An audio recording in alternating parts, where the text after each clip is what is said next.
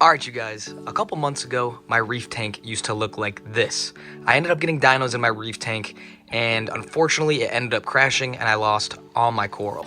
And in today's video, we're going to go over the current status of the tank, all the new corals I added, as well as new equipment, and just the overall status of the tank and how it's doing, and future plans for it. Let's go ahead.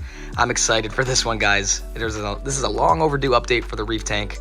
Let's go ahead, let's get right into it.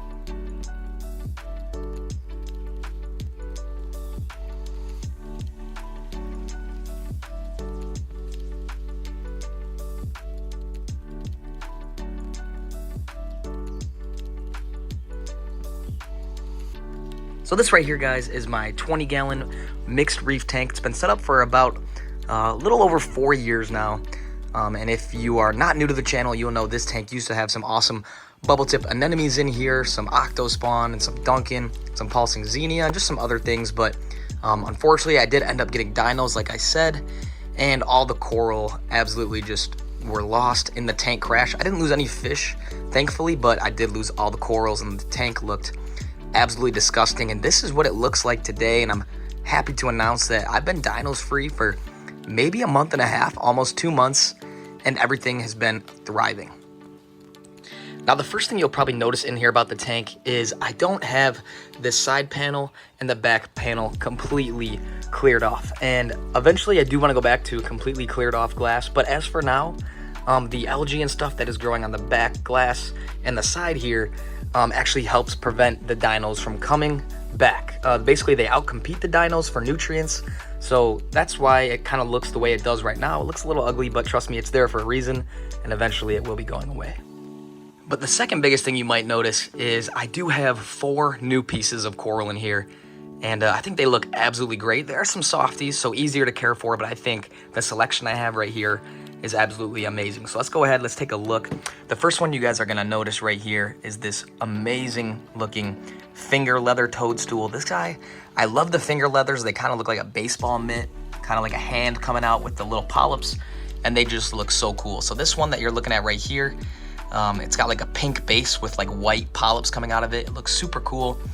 You know, acclimated this guy, he came in perfectly, and yeah, he just looks absolutely amazing. I'd love to get more of these guys. They come in a bunch of different shapes and colors, and they acclimated right to the tank. They're pretty easy to care for, pretty low care requirements, and they're just an awesome coral to have. And also, on this rock that I got, you can see here there's a little Kenya tree coming out the side of this rock, and it's actually getting a decent size. It might be 2 inches tall right now, and it's kind of sprouting out the side, and that was like a 2-for-1 deal. They all came in on the same rock, so I have this little Kenya tree that we can track the growth of, as well as this toadstool, which is a new one. Next up, we have this GSP, which has been in a previous video, but wasn't really addressed.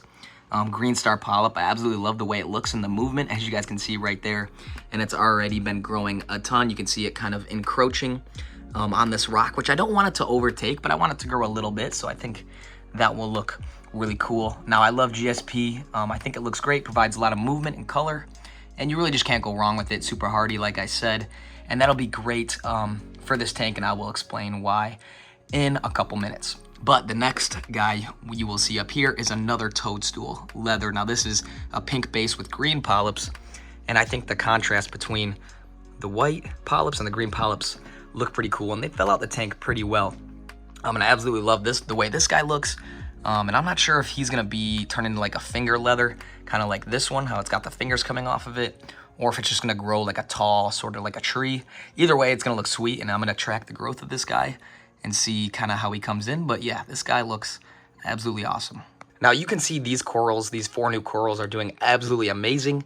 And the only other corals I have in this tank were from before the tank crash, and that is these little hairy mushrooms down here, as well as this little toadstool that's been leaning over, but his polyps are kind of coming out. I'm not giving up on him yet, so those are the other 2 corals I have in the tank. And you'll notice that all of the corals in this tank right now, they are softies, and softies, they love dirty water, or I should say high nitrate water, so lots of nutrients in the water. And this is interesting for me because my tank crashed with dinos, and the reason that happened was because dinos come when there is a lack of nutrients.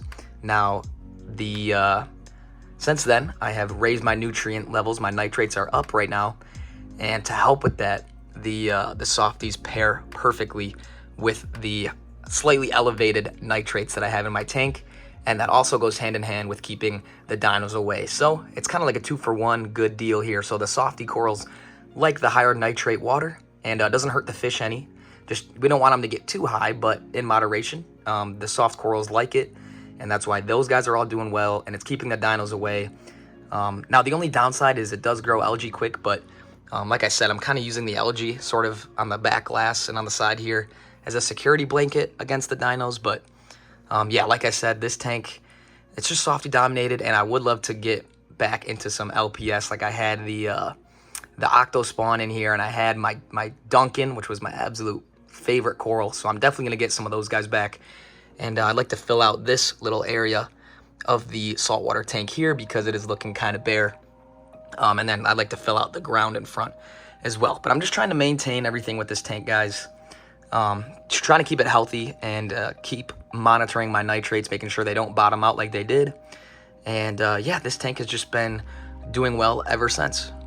Now, let's go ahead and talk about the equipment upgrade in this tank. Now, this was something that was long overdue, and I'm sure some of you guys probably already noticed it in the background, but let's go ahead and take a closer look at what I'm talking about. Now, the new piece of equipment I got for this aquarium is right back here in this back left corner. This is the AQ129 heater from AQQA. There will be a link in the description down below if you want to go ahead and pick yourself up one. Now, I absolutely love this thing because it's kind of sleek and it's kind of hidden in with the back. It's, you know, a lot more easy on the eye than your typical aquarium heater. If you guys remember my last heater, it was just the typical suction cup tube with the cylinder looking heater that you'll find in most aquariums. It looks kind of unnatural. This one kind of blends in. I love the way that it looks. It's sleek, and it comes with some goodies as well. Now, this heater comes standard with the cool case that it has right here, guys, and it also comes standard with a control module here that's got a really nice display. I absolutely love the look of it. So here on the display itself, you can see this is the temperature set right here where it's in the top left. As you guys can see, you can switch between Fahrenheit and Celsius and set that, and that is what your tank will be at. And this big display in the middle is what your tank is currently set at. And as you guys can see, it's 77.9, so it holds it within a pretty tight tolerance of whatever you set the tank at. And all you do is click the set button to change the temperature if you wanted to, and you can hold the set button down for different modes if you want to change it to Celsius and whatnot. So very, very nice looking, very user friendly. And I would definitely recommend this heater to anyone who's looking for one. Of course, there are multiple sizes for whatever tank size you have. And like I said, there will be a link in the description down below if you want to go ahead and pick one up yourself. Big thank you to AQQA for sending me out one of their heaters. But you guys, that will about do it for today's video. I hope you guys enjoyed this update on the saltwater reef tank, guys. I'm so happy with the progress that this tank has made. It is finally looking healthy again, and the new corals are looking great, and I'm very happy with the way that it's turning out. You know, pretty soon we're gonna knock all the algae off the back glass, and this tank will be looking back to perfect, just like how it was a little while ago. And we are just starting to add more corals back in, so let me know if you guys have any recommendations on any corals, or maybe even any new fish or invertebrates that I should get for this tank. If you guys have any questions, like always, leave them in the comment section down below, and I will be sure to answer them. Big thank you to AQQA for sending me out their heater. Like I said, there will be a link in the description down below for that guy. Look how great it looks back there. You can't beat it. But I'll see you guys in the next video. Please subscribe to the Fishwater Aquatics YouTube channel for more fish content coming soon. And I'll see you guys in the next video. Take it easy, guys. Peace out.